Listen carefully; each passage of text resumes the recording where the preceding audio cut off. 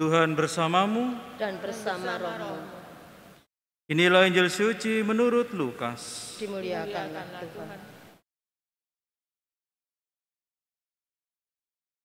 Pada waktu itu, Yesus tiba di Yerusalem dan masuk ke Bait Allah. Maka mulailah ia mengusir semua pedagang di situ. Ia berkata, "Ada tertulis, rumahku adalah rumah doa. Tetapi kalian telah menjadikannya sarang penyamun." Tiap-tiap hari Yesus mengajar di Bait Allah. Para imam kepala dan ahli Taurat, serta orang-orang terkemuka bangsa Israel berusaha membinasakan Yesus.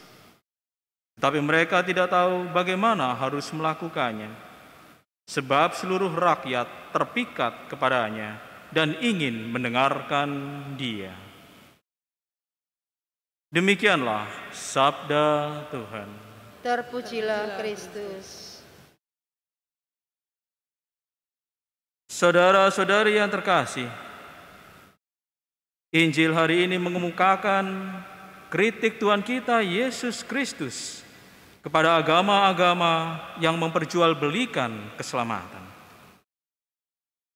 Salah satunya adalah di dalam agama bangsa Yahudi saat itu, di mana keselamatan ditentukan oleh karena kurban bakaran, yakni membakar hewan kurban lembu atau domba.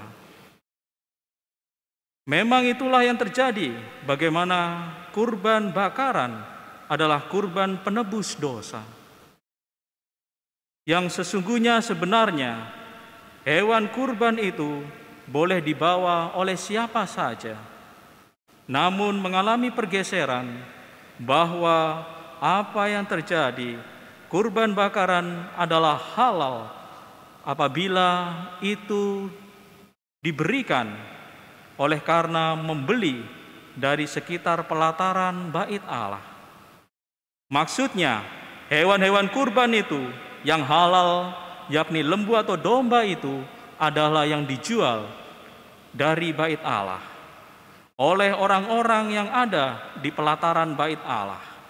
Itulah yang sah dan resmi adanya, sehingga orang harus membeli hewan-hewan kurban itu. Disinilah ada pergeseran bahwa mereka berdagang hewan-hewan kurban demi keselamatan penebus dosa yang ada.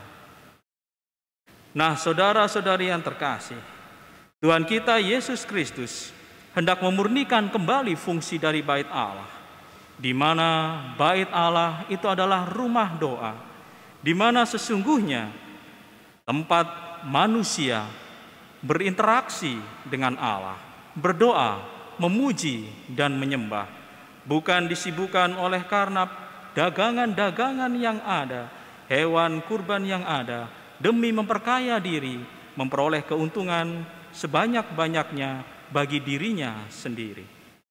Disinilah yang kemudian Tuhan mengkritik mereka, bertujuan agar memurnikan kembali fungsi Bait Allah.